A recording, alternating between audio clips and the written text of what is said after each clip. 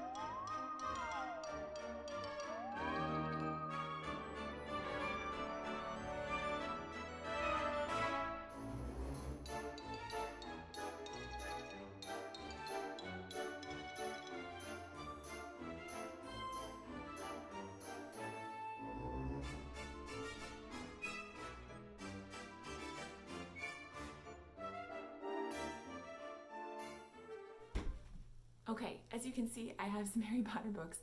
I don't have a ton, but I do have a few interesting ones because I try to keep my shelf space for the key things. I collect books that I really loved when I was a kid and some classics. This is something that I really loved. When it came out, I worked in a bookstore and my mom had cancer, and somehow during that time I found these books super comforting. So I make room on the shelves for them. I actually have more than one copy of the same book, which is rare for me. This is an exception. But I have found various things. There are a lot more books about Harry Potter and companion books than I have, but I'm going to tell you a little bit about some of the special ones that I have. This is the first book that I read. This is Harry Potter and the Sorcerer's Stone, the US edition.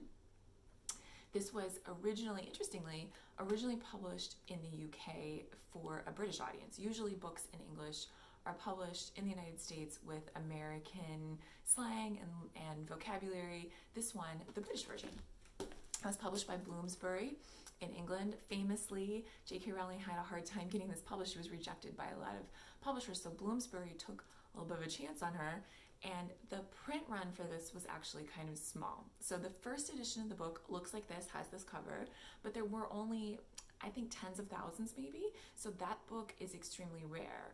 That is the first edition, first state. That was the number of books ordered by the publisher at the printer, and then when they ran out really quickly, they ordered more.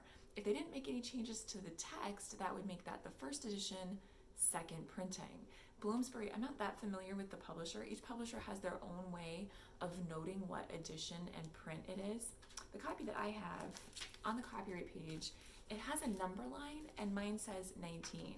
I think that means, from looking at other editions, I think that means this is maybe 19th edition or 19th printing, and it just doesn't say. They do say first edition when it's the first one. So I think this is a slightly early, maybe a little bit later of printing. It's kind of fun because this book in England, the title is The Philosopher's Stone. This is a reference to alchemy that maybe they thought Americans would not get. So they changed it, and ours is the Sorcerer's Stone, so that we would understand, I guess, that it's a reference to magic. There's another really fun thing, because this was originally, the original text is for the British. There are different things in the text that they've changed for the American version. So in this one, when Dudley, the annoying cousin, his first word in this book is shan't, and in the American it's won't. So I think that is hilarious. There is a website that talks about the differences of each text that sort of maps them all out, and I can put that in the notes as well so you can take a look. It's a great site. One of the things that I will tell you about editions, so this guy, the American edition, if you're ever trying to find an early one or you want to know how early yours is, Scholastic on their copyright page, they actually say if it's the first American edition, and then they have a number line. And the number line has 99, I think, counting down, and then it has a separate set of numbers that you want to see a 1 there. And then there are some points. So that could be the first edition, but for the first printing, one of the things that you can tell outside of the copyright page is on the spine here, mine has a number 1, and that means it's definitely not a first edition, because in the first few books in the series, this is the second one, the American one, they did not put a number here.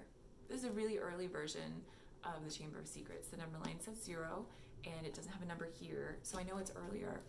You can find some information about these, the publishing points, how to tell which edition it is. People put them online, and definitely if you look at books that have sold on eBay, people will explain that they have a very early edition or try to prove that it's very early by showing these the points about the publishing.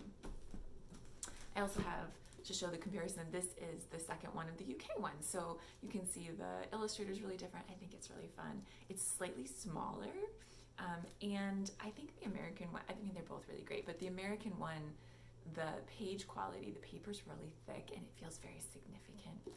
So I think both are great, and it's fun to have the differences and compare them. If you really like the UK edition or you're interested in that, I know that you can actually order them from Amazon UK and have them shipped to your American address. The pricing is pretty comparable for buying a new book off of Amazon and just the exchange rate. So make sure if you're going to do that, use a credit card that doesn't charge a foreign transaction fee, that doesn't charge you to make the conversion. Check the conversion rate, see how much you're going to pay in US dollars, and then pay attention to their shipping charge. I have one that I did that way, and I didn't think it was that bad. It was fun, but it was a little bit of a treat to order it that way. You can also find them on eBay for sale from a US shipper, or sometimes you can pick them up in used bookstores or used book sales. I have a few of the paperbacks that I've picked up along the way. I try to find these. If they're good prices, I'll just sock them away and then try to get all of them and sell them as a set. And that's one of the ways that I fund my book addiction. These are, especially at Christmas, very sought after. So I think they're kind of neat. They have the same illustration as the hardback UK version. They have the same text. So you can compare the differences in the text, which is really fun. If you know someone who's a Harry Potter fan and they have all the books in the world, they might not have the UK one, so it's a really great present and something kind of fun. I have a relative, I gave them the first few in paperback. I think he doesn't have all of them, and he thought it was really fun to read to the kids, and they could laugh over the differences and notice the differences. These, in a used book sale, you might be able to get these for a couple dollars. Okay, there were some companion books to the Harry Potter books. J.K. Rowling did something really cool. This one and 2 more she did as fundraisers. So these were specifically, all the proceeds went to a charity in the UK, and then they published them in the US, and they also went to a US charity for children, which I think is fantastic. This one, hardback, this is the UK version. In the US, also published in hardback. And then we have Quidditch Through the Ages and Fantastic Beasts. This is a nice edition that I found used and is, fancy, right? So I didn't keep the original paperbacks, which the first versions of these books were very budget friendly. They were really just one-off. Small paperbacks, very thin, and obviously low investment to produce, so it was really all for profits that went to charity, which is really cool. I don't have an example of that to show you, partly because when Fantastic Beasts came out as a movie, these books had already been published, so the paperbacks were very sought after on eBay. I found hardcovers, so I sold on the paperbacks. I can't show them to you, but I think these are nicer, and there are a lot of different editions of these companion books, the 3 charity books. You can get a lot of different editions, and some of them are beautiful. I have a couple pretty rare items that I just love. I feel so lucky that I found these. This is the advanced reader's copy of the 3rd book. I found this at a used book sale. I'll put a link. I did a video about that book sale, and I'll put a link in the notes if you want to look at the details of this. The advanced reader's copy, this is a version of the book that was bound before the actual book was finished being edited and produced for sale. So this is in paperback. This was not sold in stores. This was sent to people as a promotional item or for reviewers to read so that they could write their review and publish it before the book actually came out, so they could be writing it. This is really cool to me because there were very few made, maybe a few thousand. It's pretty valuable. Some people do only collect advanced readers copies of, in general, their bookshelves. Their collection would just be focused on that. This is really the only one that I have. Something I love about this, they actually tell you, because maybe you're in publishing or you work in a bookstore, they tell you about how many books are going to be printed and the promotional items, what is going to be available to put on the shelf or in your store to encourage people to buy the book. This is only printed here on this book. This one, the third one, you can see they actually were in a rush and they didn't have the cover art yet, so they just made this. Is in the US version, this is the inside of the cover, right? So this was actually done before the illustrations were finished, so this looks very different. These are really cool, I think, and I'm gonna hold on to this, but if you ever find one for sale in a bookstore or something at a reasonable price, I would grab onto this. You can look it up online. The price comparison is these are definitely rare and valuable.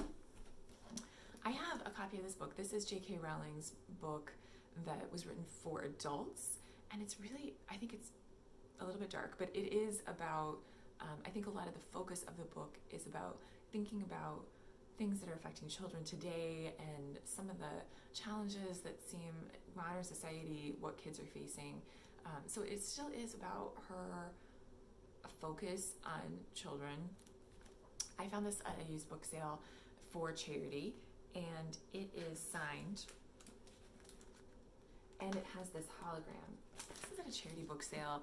They had a little bit of information from the person who donated about the book, and I did look up online. That hologram is pretty common now. I think back in the day when J.K. Rowling would sign books, she would just sign them, but this one I think was probably done at an event. I found a couple other examples online, so I think it probably is real. I paid $100 for this, and I felt good about it because it was for a really good cause. I like the charity, but I don't actually know. I can't really authenticate it. I wasn't there. I didn't see her sign it, but I like having it, and I'm pretty confident that she signed it. So I feel like that's pretty cool. There are, if you are a Harry Potter fan, I'm sure you know, there are many books about Harry Potter.